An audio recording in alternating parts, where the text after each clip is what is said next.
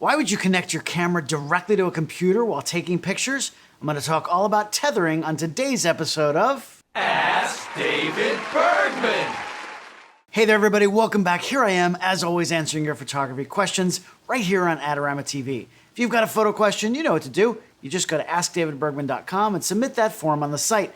I just might pick your question and answer right here on a future show. Quick note that it's July 2023 and my Shoot from the Pit live concert photography workshops are just wrapping up in North America. All remaining stadium dates are now sold out, but there are some limited spots left on the tour this August in New Zealand and Australia, and then in cities throughout Europe in October. These are the final Luke Combs shows of 2023, so it's your last chance to join me backstage where I'm going to teach you everything you need to know about photographing concerts, sports, and really action of any kind. Then you get to put all that information into practice that night with incredible access at a real live concert. Get more info by going to shootfromthepit.com and sign up before the last spots are all gone. Okay, today's question was sent in by Jamal N, and he wants to know, what hardware and software do I need for tethering? Thanks, Jamal, for sending that in. The question sounds simple enough, but there are a lot of different things going on here. To be honest, I've received multiple questions about tethering over the years, but haven't tackled the topic on my show because it's kind of a moving target, especially when it comes to software. Technology obviously is changing constantly, so I feel like any specific information I give out now is going to be out of date by next year or even next month. But with that in mind, I'm going to talk generally about tethering, what it's used for, and then I'm going to go over my own current setup to get you started down the right path. All right, you know what we're going to start with. What is tethering? Well, really all that means is that you can connect or tether your camera to a computer while you're taking pictures. So when you shoot, the pictures you take are immediately sent to the computer where they can be viewed or edited. Now, why would you do that? Well, there are actually a bunch of good reasons, and it really depends on what type of photography you do. The screens on the back of our cameras are really good, but they're small and also not super accurate as far as exposure and color goes. You'll probably be moving your image files to your computer for culling and editing anyway, and that's where you would make your final adjustments. By shooting directly into the computer, you can see your images right away on a bigger screen, and you can even set it up to automatically tone your photos so they look much closer to the final result as opposed to what you're seeing on the camera screen. Now, a lot of photographers can benefit from working tethered. In the studio, it's great for still life shooters because you can make small adjustments and see the results on a big screen.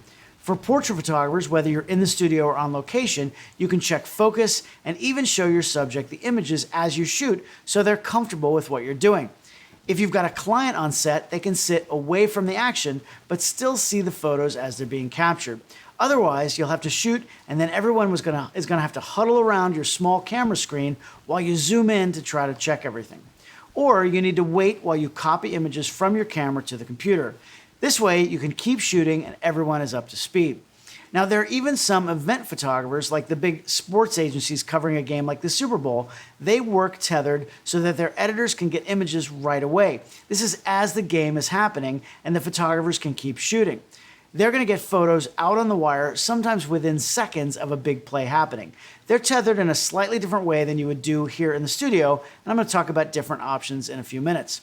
So now that you know why you'd tether, how do you actually do it? Well, you need hardware and you need software. At the most basic level, you can tether with just a single USB cable, something like this right here.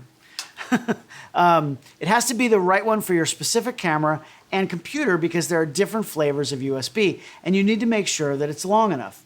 If you're on a tripod and not going to be moving around, you can get away with a cord that's just a few feet long, but you're probably going to want one longer than that, like this, so that you have options to move around without running out of slack.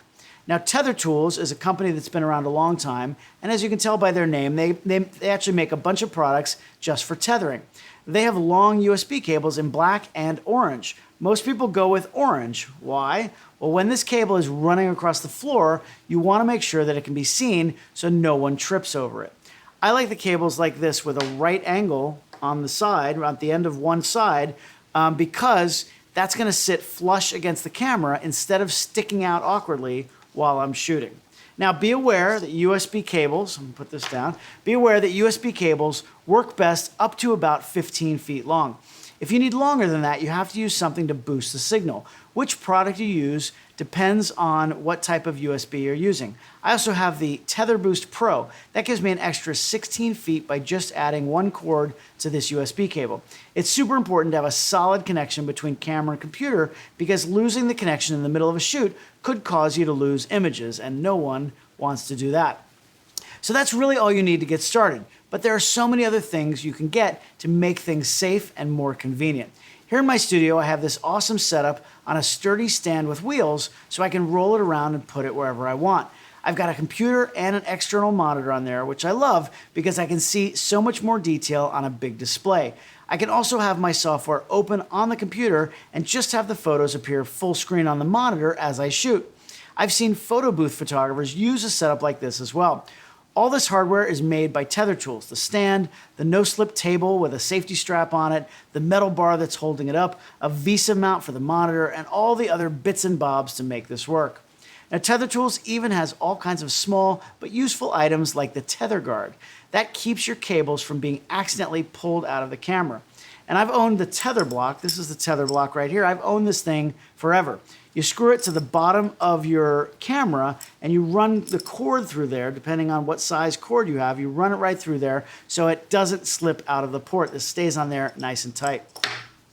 Now, Tether Tools does make portable batteries so you can run your camera and your computer without being attached to AC power. And then they've got Velcro devices to attach the battery to the stand so you can easily take that entire setup out on location. Under the table, you can add a little compartment to hold 1 or 2 external hard drives, and maybe most importantly, it's got an optional cup holder for your coffee or whatever it is you're drinking on set that day.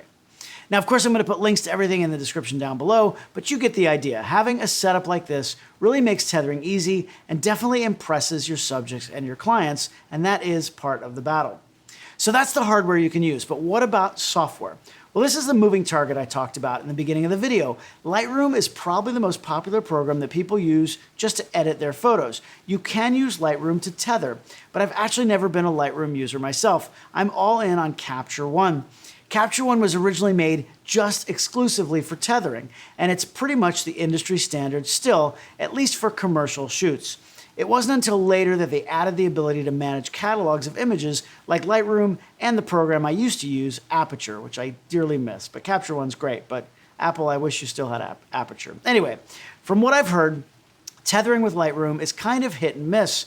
How well it works really depends on which camera brand you're using and how recently Adobe updated the program. But Capture One does work pretty flawlessly. Because it's the same program I use to edit and catalog all of my photos already, it's a no-brainer for me when I'm tethering. Now, you can work in session mode in Capture One, which kind of silos off the one shoot that you're doing from the rest of your archive. By the way, sidebar, since I said the word silo, I really like the new Apple TV show called Silo. The first season just ended. I just saw the last episode of the first season. If you read the books, please don't give me any spoilers about what's going to happen next, but just wanted to put that out there. Great show. If you live in a place where you can get it, you got to check it out. No spoilers in the comments. All right, anyway, so back to the show. You can tether in session mode, right, which silos everything off, or you can also work in catalog mode with the rest of your images. Now, I'm not going to go too deep into the workflow on that, but there are a lot of options. What I love the most about working tethered into a program like Capture One is when I first get started, I might adjust the lighting and the composition in front of my lens. But then when I'm shooting, I can also apply my toning style in Capture One, whether I use a preset or have created my own look, and I can shoot after, every picture I shoot after that is going to appear on the big monitor with that same look applied. It's really helpful to see what the final image is probably going to look like while I'm shooting it. Maybe it's going to be black and white, for example. I actually have limited control in the camera. I can do it with picture styles, but it's very limited. In Capture One, I can do a complete edit of the full res RAW file right in the computer and see it as I'm shooting all those images tethered. And my subject or client, they're going to see it as well. That really helps everyone to feel like we got the picture. Now, when you're saving images directly to the computer, you can automatically have them renamed, you can add metadata automatically, and you can even have an overlay on the screen. So if you're shooting for a magazine cover or any particular ad layout, for example, you can see how the photo drops into that layout immediately after you hit the shutter button and make adjustments as necessary. You can also rate images as you go, or you can quickly compare what you've already shot. Capture One actually has a service called Capture One Live that allows you to share the tethered session over the internet as you're doing it. So you might have an art director in another city or on another continent. They can see the images as you shoot, and they can also rank them as needed if you want them to do that. Now, another thing you can do when you're tethered is control the camera from your computer. How much control you have does depend on the camera, model, and brand, but with my Canons, I can change almost all of the settings in the computer. If I was shooting still life images on a tripod, I can have the computer next to me, close to the set, even if the camera is further away. I can turn on live view and see the live image as I'm adjusting my props, which is gonna really allow me to set everything up exactly how I want, and then push the button at the computer to take the picture. I did a video recently about scanning film by taking pictures of the negatives, and it's so much easier to shoot tethered when you're doing that because I don't have to touch the camera and can just adjust the film between each frame. I can then set up Capture One to reverse the negative, and I'm gonna see how the images look immediately after I shoot them. Or maybe the camera is just in a hard to reach place, like up overhead, to do, let's say, a flat lay shot. If I don't have to worry about getting up there to make those settings changes, and I've got the images right after I shoot them in the computer. Now, a couple more things in anticipation of some questions I'm probably gonna get in the comments. The first is about backups and whether you can have the images saved to the card in the camera as well as to the computer. This is another thing that's different depending on your camera. Most of them actually do not save to the card and the computer at the same time. Since your images are in the computer, you can manually back them up or use some software like ChronoSync that is going to automatically run in the background to duplicate a folder you specify to an external hard drive or a cloud service, wherever you want that to be. Tether Tools does have some nice software called Smart Shooter that can save to the card and the camera, and it also has some advanced options including plugin support to help tethering work with more camera systems if you're using Lightroom.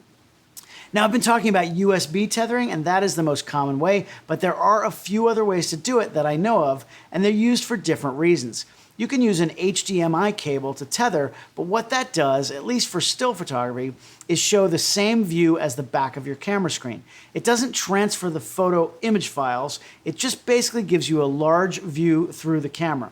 Now, I've used that at trade shows when I'm teaching, and it's great for that because the audience can see my menus, they can see the view right through my camera and the display exactly the same way that I'm seeing it. Now, for video, you use HDMI out to capture the audio and video feed in real time, but that's a completely different thing. I am a still photographer, and we're talking about still photography tethering. Now, another way to tether, if your camera actually has the port, is over Ethernet. Ethernet is super fast, but unless you're an IT professional, I'm gonna warn you that it can be very difficult to configure. You basically need to set up your computer as an FTP server, and your images are gonna go into a folder. Now, there are all kinds of things you need to do, like disabling your firewall and having your editing software pull images from a hot folder. Remember I mentioned the big sports agencies shooting tethered at the Super Bowl? This is how they do it. If I remember correctly, they're wired into a router over Ethernet, and their images are transferred as they're shot to a central location. The editors can then cull through them in almost real time. And they've got an entire IT staff to set all of that up, and the photographers really don't have to worry about it too much. Most of us are not going to shoot that way. USB tethering is really the best way to go for individual photographers. Now, what about wireless tethering, you might be asking? Yes, there are ways to do that if your camera has built-in Wi-Fi, or you can use an external device that's made for that. But honestly, I've never really found a system that works consistently.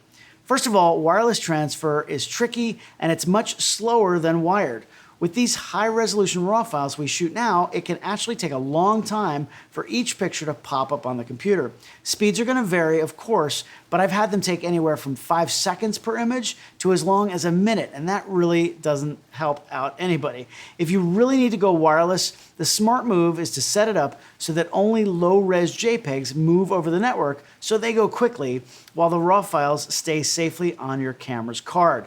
Now that's fine for a quick preview, maybe out in the field, but you can't do the full toning like you can do with a RAW file, and you're still gonna need to copy those full-res images later and deal with file management to keep all of that organized. And yes, there is software to shoot to a tablet like an iPad instead of a computer. Capture One for iPad is a great solution on location when you want to use your camera's built-in Wi-Fi and have your images go directly to the tablet. But again, low-res JPEGs are going to transfer the fastest. And keep in mind that the images are going to take up storage space on your device, especially if you're transferring RAW files, and you're probably going to have to move everything over to the computer after the shoot anyway. All right, so that's a lot of information I threw at you. I hope that helps. Tethering isn't, for me personally, isn't practical for my live concert work, but in the studio, I'm so glad I have this setup. If you want to do it yourself, you can keep it really simple with just an orange Tether Tools cable and a tether block on your camera to get started. Or you can do what I've done and go all in with the rolling stand and dual monitor setup. Being able to see your images on a big screen right as you shoot them really makes you pay attention to the details. And it's the best way for others to see what's going on, whether they're in the room with you or on the other side of the planet. Do you all shoot tethered? How do you do it? Let me know down in the comments below. I'm really curious how everyone has their setup. Remember, you can also send in your own questions like Jamal did by going to askdavidbergman.com and filling out that form.